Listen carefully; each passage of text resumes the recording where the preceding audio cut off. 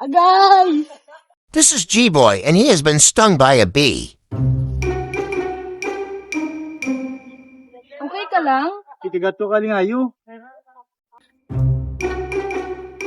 Hello? Dalawang session sa session.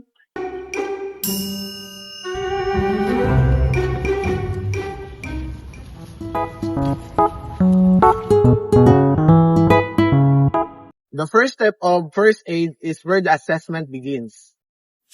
Safe na ba na di? Wala naman na ni bubuyog?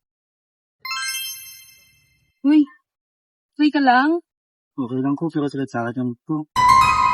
Hindi lang daw, kaya nang pa magkaganyan. Tawagan ka ng nurse.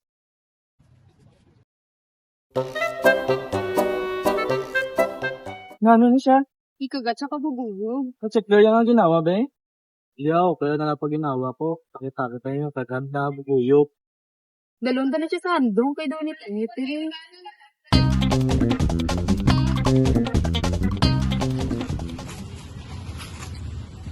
Be, check tayo na yung, ramot?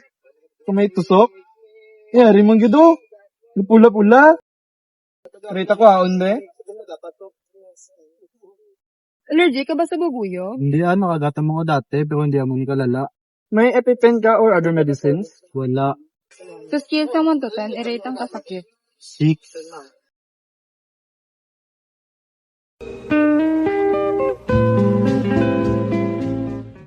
Uy, nano siya, oh. Nano siya? Tano buyog? Be?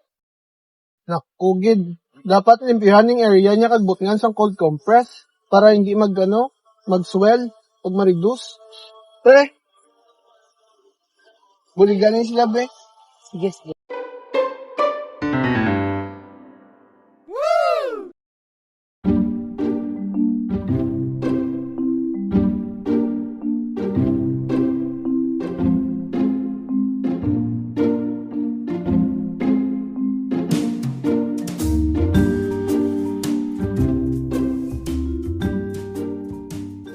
Yan na feel mo? Okay naman, di naman sa kayo, sakit.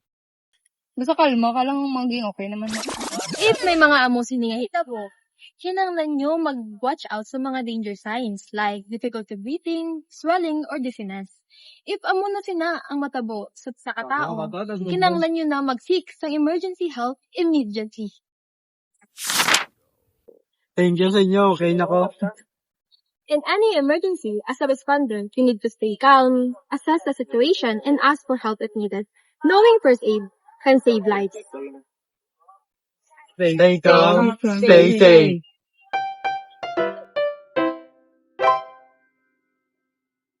Oh, wow!